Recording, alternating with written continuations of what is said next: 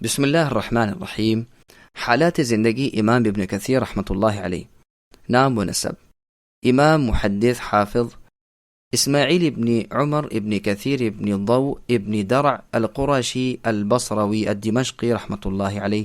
کنیت و لقب: آپ کی کنیت ابو الفدا اور لقب عماد الدین تھا۔ سن ولادت و جائے پیدائش: آپ کی ولادت سن 700 ہجری کو مجدل نامی بستی میں ہوئی۔ یہ بستی بصرہ شہر کے مضافات میں واقع ہے۔ بعض روایات کے مطابق آپ کی ولادت سن 701 ہجری کو ہوئی۔ ملک شام کی اس بستی میں آنکھ کھولنے والے ابن کثیر رحمہ اللہ ایک علمی خاندان کے چشم و چراغ تھے۔ شیخ عبد القادر ارناؤط حافظ ابن کثیر رحمہ اللہ کے حالات قلم بند کرتے ہوئے لکھتے ہیں کہ آپ کے والد اسی بستی میں ہی خطیب تھے۔ والد گرامی کی وفات: حافظ ابن کثیر رحمہ اللہ کی عمر ابھی 4 سال تھی کہ باپ کا سایہ سر سے اٹھ گیا۔ آپ کی پرورش آپ کے بڑے بھائی عبد الوہاب نے کی، جو کہ ایک ممتاز عالم دین تھے۔ تعلیم و تربیت: آپ نے ابتدائی تعلیم اپنے بڑے بھائی سے حاصل کی۔ سن 706 ہجری میں آپ انہیں کے ساتھ دمشق چلے آئے۔ ان سے استفادہ کرنے کے ساتھ ساتھ آپ نے وہاں کے علماء کرام سے علمی فیض سمیٹنا شروع کیا۔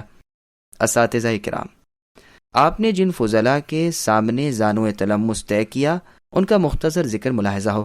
فن حدیث کی تعلیم آپ نے اس وقت کے مشہور و معروف محدث ابو العباس احمد ابن حجاز سے حاصل کی۔ اس کے علاوہ آپ نے حدیث کا علم عیسیٰ ابن المطعم، عفیف الدین اسحاق ابن یحییٰ الآمدی سے حاصل کیا۔ اس کے علاوہ بدر الدین محمد ابن ابراہیم، معروف بابن سویدی، حافظ مزی، شیخ الاسلام ابن تیمیہ، محمد ابن الشیرازی، بہاء الدین قاسم ابن عساکر اور حافظ ذہبی رحمہم اللہ سے علم حدیث حاصل کیا۔ آپ نے فقہ تعلیم عبد الوہاب برادر اکبر، شیخ برہان الدین ابراہیم ابن عبد الرحمن فزاری اور شیخ کمال الدین ابن قاضی شہبہ سے حاصل کی۔ اس وقت کے دستور کے مطابق آپ نے شافعی فقہ کتاب التنبیہ مکمل یاد کر کے اپنے اساتذہ کرام کو سنا دی۔ آپ نے اصول فقہ تعلیم علامہ شمس الدین محمد ابن عبد الرحمن الاصفہانی سے حاصل کی۔ حافظ مزی رحمہ اللہ سے آپ کا خاص تعلق: آپ ایک طویل عرصے حافظ مزی رحمہ اللہ کی خدمت میں رہے۔ آپ کو اپنے شیخ سے ایک خاص قسم کا لگاؤ تھا۔ آپ ہر وقت ان کی خدمت میں حاضر رہتے۔ اس خصوصی تعلق کی بنا پر حافظ مزی نے اپنی پیاری صاحبزادی کی شادی ابن کثیر رحمہ اللہ سے کر دی۔ آپ نے بھی اس تعلق کو خوب نبھایا۔ آپ شادی کے بعد بھی لمبی مدت اپنے استاد محترم کی خدمت میں حاضر رہے اور فن حدیث و دیگر علوم کے تمام کمالات حاصل کیے۔ ابن تیمیہ رحمہ اللہ اور ابن کثیر: آپ کو اپنے استاد محترم شیخ الاسلام ابن تیمیہ رحمہ اللہ سے بھی خصوصی تعلق تھا۔ آپ روایت، درایت، حدیث اور کتاب و سنت کے ساتھ شغف میں اپنے شیخ سے بہت متاثر ہوئے۔ اس اثر کی جھلک ابن کثیر رحمہ اللہ کی تصنیفات میں کئی مقامات پر دیکھنے کو ملتی ہے۔ علمی مقام و مرتبہ: حافظ ابن کثیر رحمہ اللہ آسمان علم پر پوری آب و تاب کے ساتھ چمکے۔ آپ کو بیک وقت تفسیر، حدیث، فقہ، تاریخ اور زبان و ادب اور اصول وغیرہ پر پوری دسترس حاصل تھی۔ شیخ عبد القادر ارناؤط رحمہ اللہ کتب رجال سے نقل کرتے ہوئے لکھتے ہیں کہ ابن کثیر حدیث اور اس کے متعلقہ فنون کے مطالعے میں مشغول رہے۔ وہ اسماء الرجال کے فن کے ماہر امام تھے۔ انہوں نے فقہ شافعی کی کتاب التنبیہ کی تخریج کی۔ مسند احمد کو حروف تہجی کے اعتبار سے ترتیب دے کر زوائد طبرانی اور ابی یعلا کی احادیث کا اضافہ کیا۔ ابن کثیر رحمہ اللہ کی خدمت میں علماء کا خراج تحسین: علماء کرام نے ابن کثیر رحمہ اللہ کی علمی خدمات کے پیش نظر ان کو زبردست خراج تحسین پیش کیا ہے۔ مشہور مؤرخ یعنی تاریخ نگار ابو المحاسن جمال الدین وصف ابن سیف الدین اپنی کتاب المنہل الصافی والمستوفى بعد الوافی میں رقم دراز ہیں۔ وہ یعنی ابن کثیر شیخ امام علامہ عماد الدین ابو الفدا ہیں۔ انہوں نے اپنے آپ کو تحصیل علم کے لیے وقف کیے رکھا اور پوری لگن سے دینی علوم حاصل کرتے رہے۔ انہوں نے تصنیف و تالیف میں بلند مقام حاصل کیا۔ وہ فقہ، تفسیر، حدیث کے ماہر تھے۔ انہوں نے ساری زندگی تصنیف و تالیف اور درس و تدریس میں گزار دی۔ وہ فتویٰ بھی دیتے رہے حتیٰ کہ اس دنیا فانی سے کوچ کر گئے۔ سیوطی فرماتے ہیں کہ وہ صاحب فضیلت محدث اور مفتی تھے۔ ابن حجر فرماتے ہیں کہ وہ حدیث کے متون، رجال اور علم حدیث کے مطالعے میں مشغول رہے۔ سیوطی نے یہی بات لکھی ہے کہ انہوں نے رجال متون حدیث اور فقہ پر خصوصی توجہ دی۔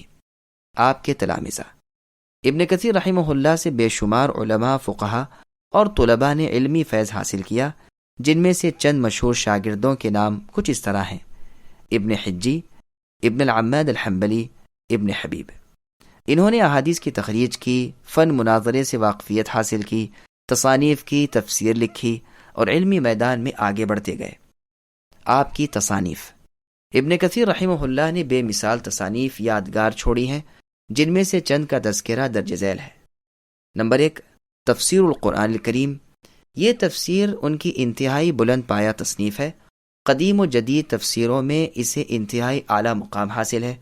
بعض علماء نے تو اسے صحیح بخاری سے تشبیہ دیتے ہوئے کہا کہ جس طرح کتب احادیث میں امام بخاری رحمہ اللہ کی کتاب صحیح بخاری کا مرتبہ ہے، بالکل اسی طرح تفسیر ابن کثیر کا مقام دیگر تفاسیر میں ہے۔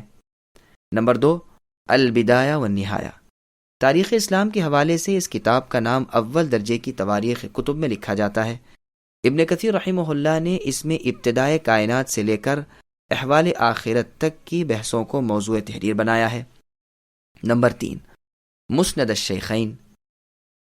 اس کتاب میں انہوں نے ابو بکر اور عمر رضی اللہ عنہما سے مروی احادیث کو جمع کیا ہے۔ نمبر 4، ترتیب مسند امام احمد بن حنبل۔ اس میں امام احمد بن حنبل رحمۃ اللہ علیہ کی کتاب مسند کو حروف تہجی کے اعتبار سے مرتب کیا ہے، یعنی الف با کی ترتیب پر۔ نمبر 5، السیرۃ النبویۃ۔ امام کائنات محمد صلی اللہ علیہ وسلم کی سیرت مبارکہ پر مفصل اور بہترین کتاب ہے۔ نمبر 6، السیرۃ النبویہ مختصرہ۔ سیرت نبی صلی اللہ علیہ وسلم پر ایک مختصر کتاب ہے۔ نمبر 7، رسالہ فی الجہاد، جس میں طلب جہاد کو موضوع بحث بنایا گیا ہے۔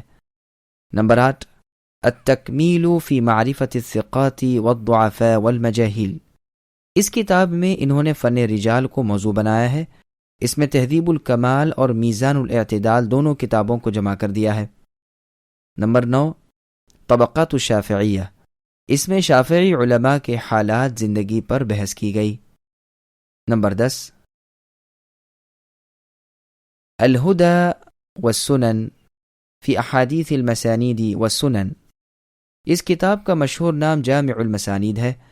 اس کتاب کے اندر انہوں نے مسند احمد، مسند بزار، مسند ابی یعلا ابن ابی شیبہ اور صحاح ستہ کی روایات کو جمع کر کے ان کو فقہی ابواب پر مرتب کیا ہے۔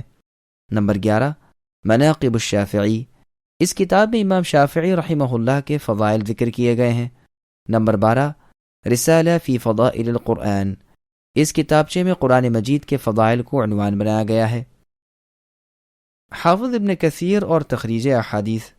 ابن کثیر رحمہ اللہ نے مندرجہ ذیل کتابوں کی تخریج بھی کی ہے۔ نمبر 1، مختصر ابن الحاجب۔ نمبر 2، التنبیہ۔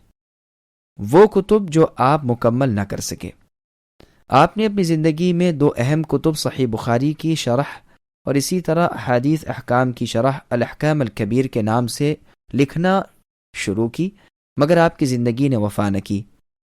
ابن کثیر رحمہ اللہ کے ذاتی اوصاف: آپ انتہائی ذہین، بہترین سمجھ بوجھ رکھنے والے، عرقریز محنت کرنے والے انسان تھے۔ آپ کی قوت حافظہ انتہائی مضبوط، بہترین مناظر اور قابل ذکر حاضر جواب تھے۔ ابن کثیر رحمہ اللہ اور شاعری۔ ابن کثیر رحمہ اللہ شاعری سے بھی دلچسپی رکھتے تھے اور حقیقت پر مبنی بہترین شعر کہا کرتے تھے۔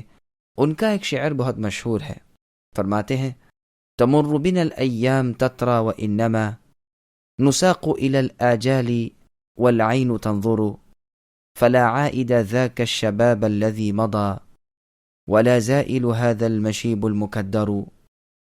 یعنی ایام زندگی گزرتے جا رہے ہیں اور ہم اپنی آنکھوں سے موت کی طرف جاتے ہوئے اپنے آپ کو دیکھ رہے ہیں۔ اب نہ ہی تو جوانی لوٹ کر آ سکتی ہے اور یہ ناپسندیدہ بڑھاپا زائل ہونے کا نام نہیں لیتا۔ فتویٰ نویسی۔ علماء سیر نے لکھا ہے کہ ابن کثیر رحمہ اللہ نے تحصیل علم کے بعد فتویٰ نویسی کا کام شروع کیا اور وہ باقاعدگی کے ساتھ یہ فریضہ سر انجام دیتے رہے حتیٰ کہ خالق حقیقی اللہ سے جا ملے۔ وفات: سن 774 ہجری کو علم و عمل کا یہ آفتاب پوری آب و تاب کے ساتھ دمشق میں غروب ہوا۔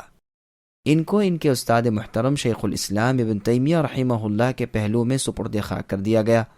اللہ تعالیٰ ان کی قبر پر رحمتوں کا نزول فرمائے اور ان کو جنت الفردوس میں اعلیٰ مقام نصیب فرمائے، آمین۔